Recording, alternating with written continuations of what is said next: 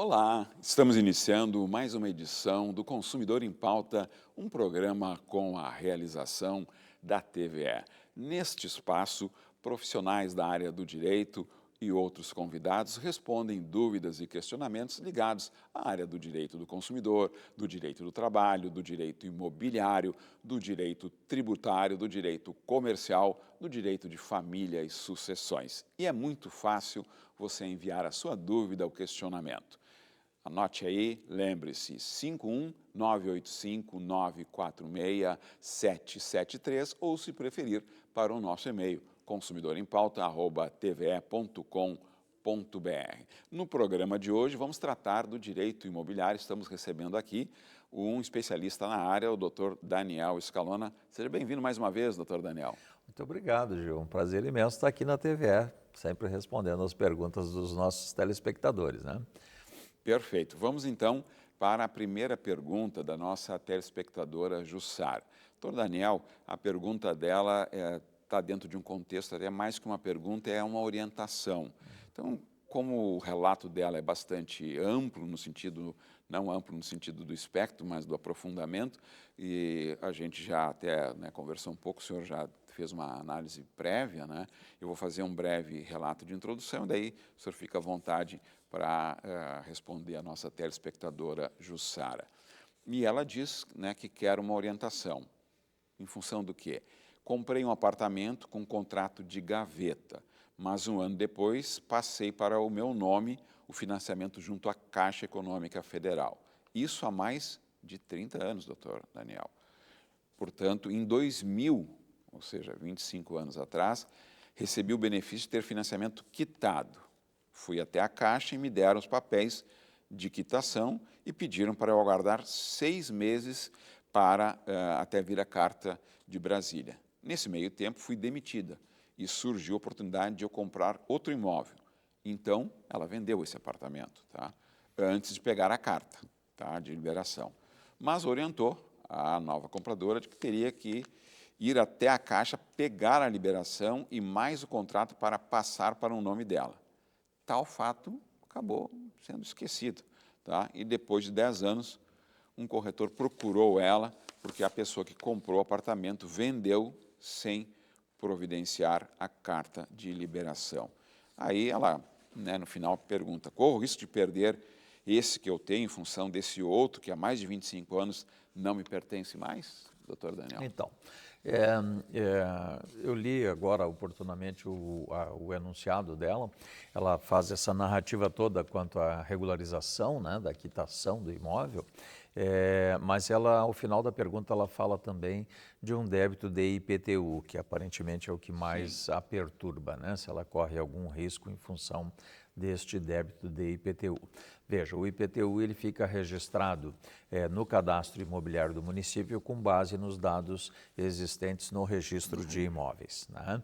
Então, sim, é importante que ela providencie essa regularização dessa quitação do financiamento, a fim de que ela possa outorgar a escritura para o atual proprietário e, com isso, ela livrar-se dessa dívida de IPTU.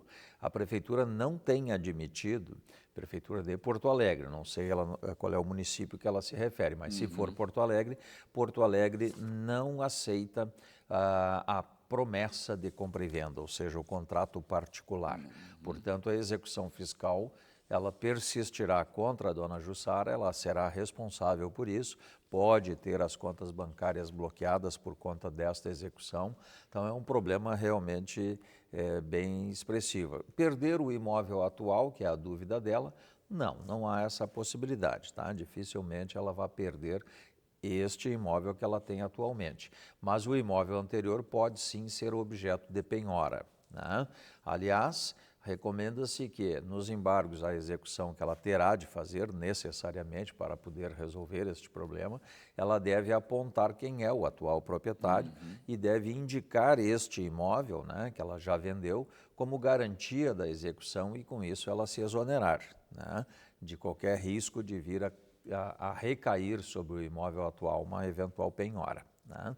Mas ela não se exime da execução fiscal, Portanto, a recomendação é que ela procure um bom advogado, faça os embargos à execução no débito de IPTU e, principalmente, diligencie junto à Caixa Econômica para a obtenção deste termo de quitação, que é o documento necessário para levar a registro no álbum imobiliário, no registro de imóveis, para daí ela poder, então, outorgar a escritura ao comprador.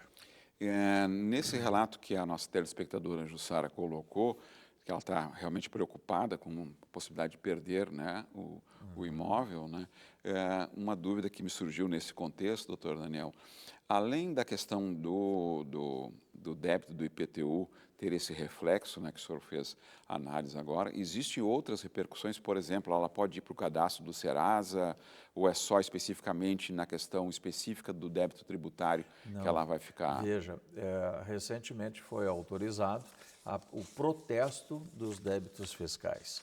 Então, ela corre sim o risco de ser negativada, se já não está, negativada no Serasa, no SPC, por conta deste débito tributário. Daí a importância dela buscar a solução rapidamente, né? Ela pode ser protestada no cartório de títulos de protestos, né? Então terá o nome sujo por protesto e após o protesto poderá ainda ser negativada na Serasa e no SPC. Portanto, é importante, É importante a procura de um especialista urgente, exato, né? e buscar a solução para outorgar essa escritura para outra pessoa, né? E transmitir esse débito, digamos assim, para o adquirente, para o atual proprietário deste imóvel, né? Correto. Vamos então para a próxima pergunta enviada pela nossa telespectadora Marisa. E ela relata, né, na parte inicial, antes de fazer o seu questionamento, né, e a gente fica muito feliz, né, e eu falando aqui não só no nosso nome aqui, né, do senhor convidado, dos outros convidados, mas também da equipe talentosa que nós temos na área de produção, na área técnica, que fazem o programa ser o que ela relata aqui no início, né, que ela diz que gosta imensamente, olha que adjetivo, né, do consumidor em pauta. Então, muito obrigado, Marisa, pela, né, tua mensagem generosa, e nós vamos continuar, todo o time do Consumidor em Pauta, trabalhando sempre para que o nível de satisfação de vocês, telespectadores e telespectadoras, seja equivalente ao da Marisa. E ela, após isso, diz ainda que, além de gostar, ela aprende muito com o programa. Então, mais uma vez, nosso muito obrigado, né? E ela expressa também a gratidão, né, para todos os profissionais e também para esse modesto apresentador. Muito obrigado. Como eu sempre brinco, né, doutor Daniel, depois desse registro aqui da Marisa, eu vou cancelar a terapia hoje, né? Não precisa, né? A autoestima todos nós foi lá, cima, foi, né? foi lá em cima, né? Portanto, vamos para a pergunta então da Marisa aí. Ela relata: sou proprietária e não moro no imóvel. Posso utilizar o salão de festas do condomínio ou depende da síndica ou da convenção, doutor Daniel? Bem, então, primeiro, o nosso agradecimento é a dona Marisa, né? Importante destacar, dona Marisa, que por trás do Gil e dos entrevistados aqui existe toda uma estrutura técnica à disposição aí que também merece os elogios, né? Mas respondendo à vossa pergunta, o que diz o artigo 1331 do Código Civil? O proprietário tem direito a usar, né, desfrutar de todas as áreas comuns do condomínio. Portanto, em sendo proprietário, ainda que não resida, e já há decisões do STJ neste sentido, não é necessário que o proprietário resida no imóvel para que ele possa fazer uso das áreas condominiais, né? Quando você adquire uma propriedade, você adquire a propriedade para residir, para alugar ou para, enfim, deixar até lá vazio, se assim o desejar. E isso não tira o seu direito de desfrutar das áreas condominiais. Por exemplo, quero fazer uma festa para uma pessoa da família, ou para mim mesmo, enfim, né? Eu posso usar naturalmente o salão de festa. Chegando o verão, posso ir lá desfrutar da estrutura, das piscinas, se houver, né? E isso está assegurado pelo artigo 1331 do Código Civil. Agora, é bastante comum também nos condomínios restringirem o uso dessas áreas a moradores, né? Agora, essa restrição, ela, primeiro, não pode ofender o direito de propriedade previsto no Código Civil e também ela deve estar expressamente regulamentada na convenção. Então, algumas convenções, alguns regulamentos internos expressam, olha, o uso das áreas condominiais é exclusivo para moradores, né? É uma discussão interminável aí se essa regra vale ou se não vale.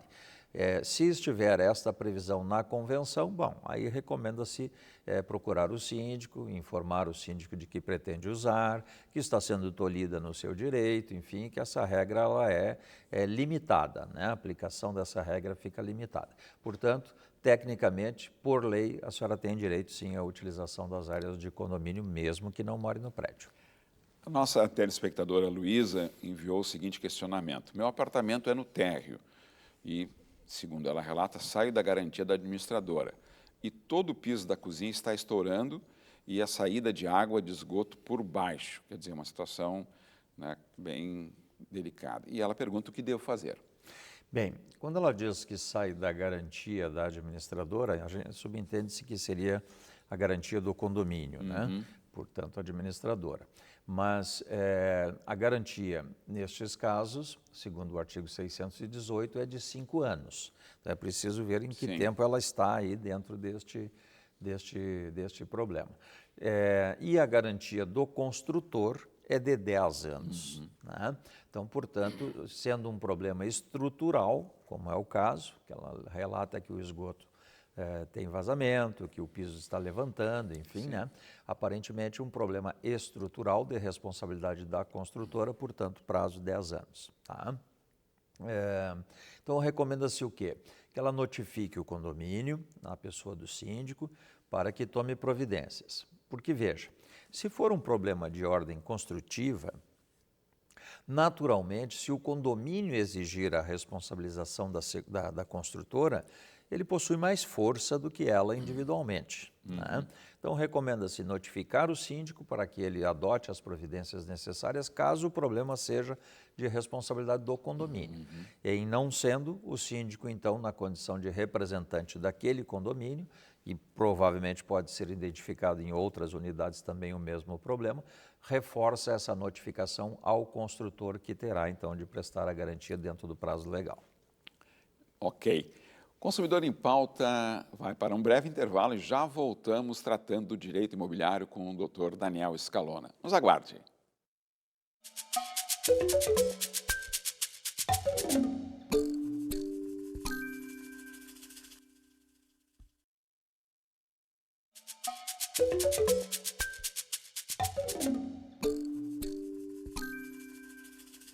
Estamos de volta com Consumidor em Pauta, um programa com a realização da TVE, um espaço totalmente dedicado para que você esclareça suas dúvidas e questionamentos ligados à área do direito do consumidor, do direito do trabalho, do direito imobiliário, do direito comercial, do direito tributário, do direito previdenciário, do direito de família e sucessões. E é muito fácil, eu lembro sempre a todos vocês, pode enviar a sua dúvida ou questionamento para o nosso WhatsApp 51985946773 ou, se preferir, para o nosso e-mail consumidorempauta@tve.com.br. Outro lembrete que eu também gosto sempre de sublinhar para todos vocês. É muito fácil você assistir o programa de hoje novamente, se tiver interesse, né, e se for possível no momento mais adequado, indo no YouTube, no canal da TVE, no Consumidor em Pauta, aí você vai assistir novamente o programa de hoje e os programas anteriores no momento mais adequado, mais tranquilo, de acordo com as suas circunstâncias. Estamos recebendo o doutor Daniel Scalona tratando do direito imobiliário e a próxima pergunta é do nosso telespectador Jair de Novo Hamburgo. Comprei um imóvel e não posso mais pagar. Gostaria de informações sobre quais direitos eu tenho. Vou perder todo o dinheiro investido? Jair, é preciso entender qual é a situação jurídica que você se encontra. Porque, veja, Se você adquirir um imóvel com financiamento, por exemplo, então o seu imóvel ele está gravado com a alienação fiduciária. Nessa hipótese, o risco de perda do investimento é bastante alto, né? Agora, supondo que você tenha adquirido este imóvel de um construtor, também é preciso entender em que modalidade esta obra foi construída, né? Ou seja, se ela é uma obra afetada pelo patrimônio de afetação, como diz, ela está registrada como patrimônio de afetação, e aí é preciso fazer uma distinção aqui para que o nosso telespectador entenda. O que é patrimônio de afetação?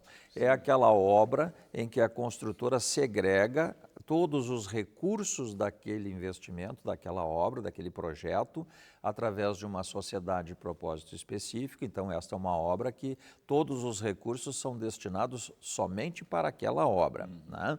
E quando o empreendimento não está afetado, ele pode ser misturado, digamos assim, os recursos de várias obras da construtora para a construção daquele empreendimento. Por que eu faço essa distinção, Gil?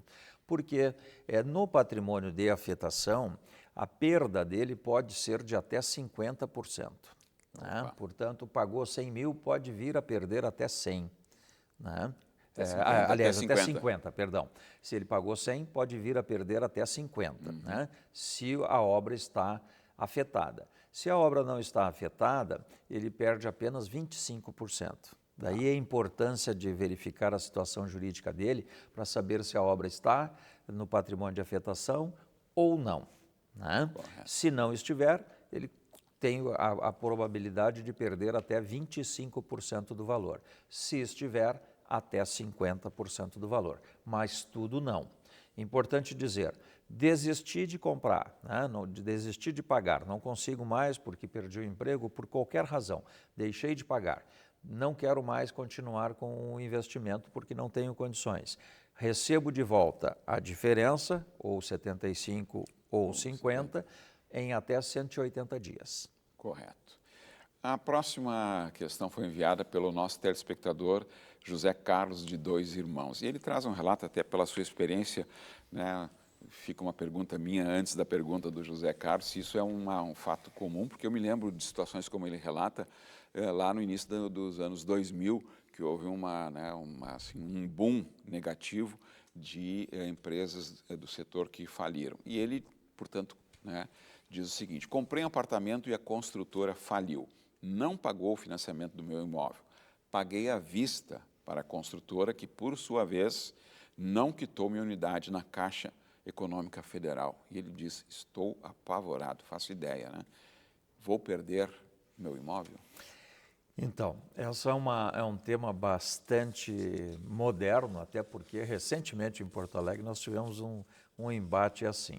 Um fundo de investimentos garantiu a construção de uma obra, portanto alienou todas as unidades fiduciariamente, e os compradores que adquiriram e pagaram estavam em discussão com a construtora se tinham direito à propriedade ou se perderam todo o investimento que fizeram. Bem, o STJ já pacificou isso através da súmula 308, né, que diz o quê? A hipoteca ou a alienação fiduciária assinada entre a construtora e o agente financeiro antes ou depois, veja a amplitude, antes ou depois da promessa de compra e venda com o consumidor, não afeta o direito do adquirente. Então, portanto, atualmente o entendimento do Superior Tribunal de Justiça é de que não perderá a sua propriedade, está resguardado pelo entendimento jurisprudencial até o momento. Agora, é uma discussão bem polêmica, né, Gil? Porque a alienação fiduciária se transfere, a construtora transfere para o agente financeiro a propriedade do imóvel. Então, essa é a discussão doutrinária, se vale ou se não vale esse instituto, se o consumidor, no caso aí, a parte mais fraca da relação, né, se ele é afetado ou não. Até o momento, o STJ tem garantido que não. Mas, assim, nesse contexto, a hipótese de ser judicializado é grande. É bem grande e provavelmente ele terá de judicializar para garantir o seu direito, né? Perfeito. A próxima questão foi enviada pela nossa telespectadora Clarice. e relata que comprei um terreno e depois de 5 dias me arrependi do negócio. Procurei o corretor, que disse ser impossível desfazer a compra. O que faço agora? Pergunta Clarice. Pergunta mais ainda, doutor Daniel, desculpa. Além do que faço agora, ela pergunta, não tenho direito de me arrepender? Então, o direito de arrependimento previsto lá no artigo 49 do Código de Defesa do Consumidor, ele é aplicável quando a compra não é feita na sede do fornecedor, né? Portanto, então é preciso identificar em que situação ela adquiriu essa propriedade, né, esse imóvel. Se foi num plantão de vendas, por exemplo, é fora da sede da construtora, portanto, ela teria, sim, o direito de arrependimento. Se foi pela internet, se foi por outra forma que não presencialmente na unidade, então ela teria, sim, o direito de arrependimento. Supondo que não se aplique o artigo 49, que ela tenha assinado o contrato na sede da construtora, então aí entra a lei do distrato, que é esta lei que eu referi ainda há pouco, que ela corre o risco, terá sim o direito de arrependimento, porém terá de pagar as penalidades pelo arrependimento, 25%, né? Se não estiver o empreendimento vinculado ao patrimônio de afetação, ou 50% caso esteja. Então, sim, ela tem o direito de arrependimento, mas corre o risco de perder parte do investimento. Perfeito. Vamos para a próxima questão enviada pelo nosso telespectador Leandro de Osório. E vamos, antes de fazer o contexto da pergunta e do questionamento dele, fazer novamente um agradecimento, doutor Daniel, porque ele relata no início, né, da sua colocação, né, dizendo que esse programa é uma grande ajuda na vida das pessoas. Parabéns. Muito obrigado, senhor Leandro, muito obrigado pela mensagem, pelo estímulo a todos os aqui que participam do Consumidor em Pauta, sejam os convidados, no caso hoje o doutor Daniel ou os outros nossos convidados, toda a equipe técnica e de produção do programa se sentem muito, muito, muito honrados com o seu elogio e é esse o objetivo do programa, né? Cooperar e esclarecer os consumidores nas áreas do direito e aqui, né, motivo 2 para cancelar a terapia de amanhã. Desculpa a brincadeira aí, doutor, o nosso telespectador Leandro de Osório.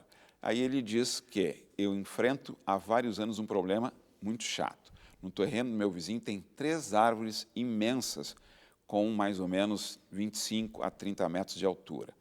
Árvores com mais de 30 anos. E aí ele relata que a sujeira de folhas, galhos que caem atinge a casa dele, né?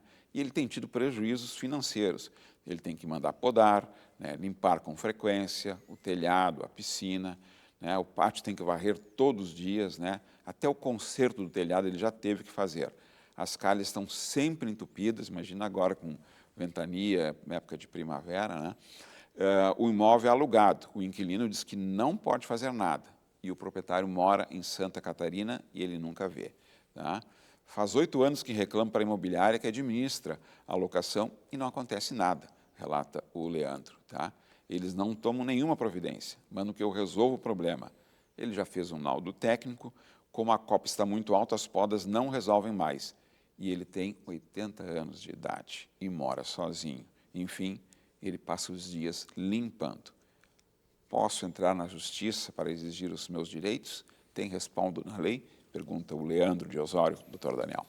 Então, Leandro, primeiramente, agradecer aí as palavras de elogio, isso faz com que a gente saia daqui cada vez mais radiante, né, Gil? Com certeza. Mas é importante, então, essa manifestação e a gente aqui dá todo o nosso esforço para esclarecer, tirar as dúvidas dos nossos telespectadores, porque, afinal de contas, Consumidor em Pauta é um programa de utilidade pública, né? Então, esse é o nosso objetivo. Então, a gente fica feliz quando atinge esse resultado. Pode sim, tem direito, a poda ela está prevista em lei, mas como você diz, ela já não mais surte efeito, né? E você tem o direito de fazer cessar as intervenções na tua propriedade mediante ação judicial. Né? Então, portanto, pode sim recorrer ao Poder Judiciário exigindo a supressão dessas árvores, né? Ou para que o proprietário então se responsabilize pelos prejuízos que você está tendo. né? Desde rachaduras, muitas vezes as raízes dessas árvores, como já tem 25 anos, né? Árvores altas, você mesmo disse que a poda já não é suficiente, as raízes muitas vezes afetam o imóvel lindeiro, tem direito ao ressarcimento pelos danos causados pelo plantio na propriedade lindeira. Pode recorrer ao judiciário, tem previsão legal para isso, vários casos já foram decididos na justiça nesse sentido. Todo o seu direito está assegurado, seu Leandro. Antes já de encerrarmos aqui o programa, Daniel, em relação a esse tema das podas e das árvores, envolve certamente meio ambiente, Secretaria do Meio Ambiente, é um tema recorrente, só para contextualizar e fechar aqui? Sim, muito recorrente, especialmente no litoral, né? Porque no passado as pessoas delimitavam os terrenos com plantio. Né? Tá certo. E aí essas árvores crescem e gera esse tipo de problema. Sim, é bastante recorrente, decisões já pacificadas no judiciário no sentido de assegurar o direito à remoção dessas árvores. Muito obrigado, doutor Daniel Scalona. Agradeço também o prestígio da audiência de todos vocês, especialmente aqueles também, né, que nos aí fizeram a generosidade de mandar mensagens de estímulo ao trabalho que o Consumidor em Pauta realiza. Até a próxima edição.